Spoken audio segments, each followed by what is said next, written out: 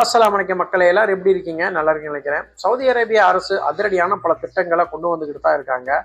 அதுல ஒரு திட்டம் தான் இப்ப அமலுக்கு வந்திருக்காங்க. அது என்ன அப்படின்னு தான் ஃபுல் டீட்டெயிலா பார்க்க போறோம். வாங்க ஃபுல் டீட்டெயிலா பார்ப்போம். நீங்க இப்பதான் நம்ம சேனலுக்கு புதுசுனா சேனலை சப்ஸ்கிரைப் பண்ணுங்க.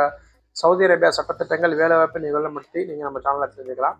சவுதி அரேபியா பட்டத்தில் மிஷன் 2030 அப்படிங்கிற ஒரு குறிக்கோளை வச்சு பலதரப்பட்ட மாற்றங்களை கொண்டு வர்றாங்க. அதுபடிதான் இந்த புதிய சட்டத்தை ஏற்றிருக்காங்க. இது என்ன அப்படின்னா, பொதுவாக கம்பெனியில் வேலை பார்க்குறவங்க எல்லாருக்குமே வருஷத்துக்கு 30 நாள் விடுமுறை, வாரம் ஒரு விடுமுறை, அவங்களுக்கு வந்து சம்பளத்தோட லீவு கொடுத்து ஊருக்கு அனுப்புறது 2 வருஷத்துக்கு ஒரு தானே பயண டிக்கெட்டு, இதெல்லாம் கம்பெனியில் வேலை பார்க்குறவங்களுக்கு எல்லாருக்குமே ஆல்ரெடி இருக்கு. ஆனால் தனிப்பட்ட முறையில் வேலை பார்க்குற சிலர்களுக்கு இந்த மாதிரி சலுகைகள் இது வரைக்கும் இல்லை.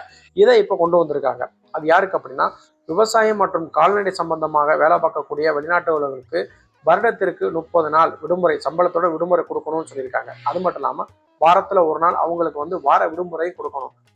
இது இல்லாமல் அவங்களுக்கு ஈத் ஹாலிடே 2 ஈத்துக்கும் 4 நாள், 8 நாள், ஃபவுண்டேஷன் டே, இந்த மாதிரி கவர்மெண்ட் விட சொல்லி அனைத்து நாளுக்கும் அவங்களுக்கு விடுமுறை கம்பல்சரி கொடுக்கணும்னு சொல்லியிருக்காங்க. அப்படி கொடுக்காம அவங்க வேலைக்கு வர்றாங்கிற பட்சத்தில் வேலை பார்க்கக்கூடிய அவர்ஸ்க்கு ஏற்ற மாதிரி 50% எக்ஸ்ட்ரா அவங்களுக்கு ஓவர் டைம் கொடுக்கணும் அப்படிங்கிற மாதிரி சொல்லியிருக்காங்க. கண்டிப்பாக இது வரவேற்க சட்டம் தான். அக்ரிகல்ச்சரில் வேலை பார்க்குறவங்க, கால்நடை வளர்ப்பு வேலை பார்க்குறவங்க அதிகமாக கஷ்டப்பட்டு வேலை பார்க்குறாங்க. நம்மளை காட்டிலும் அவங்க தான் அதிக அளவில் கஷ்டப்படுறாங்க. அப்படிப்பட்டவங்களுக்கு இந்த சலுகைகள் ரொம்ப பயனுள்ளதாக இருக்கும். கண்டிப்பாக இது முழுமையாக நடைமுறைக்கு வருது அப்படிங்கிற பட்சத்தில் அதில் வேலை பார்க்குற எல்லார் எம்ப்ளாய்க்கும் இது ரொம்ப மகிழ்ச்சியான செய்தியாக தான் இருக்கும்னு நினைக்கிறேன். இன்ஷா அல்லாஹ் மேலும் இது போல சவுதி அரேபியா பற்றி வேற ஒரு வீடியோவில் சந்திப்போம்.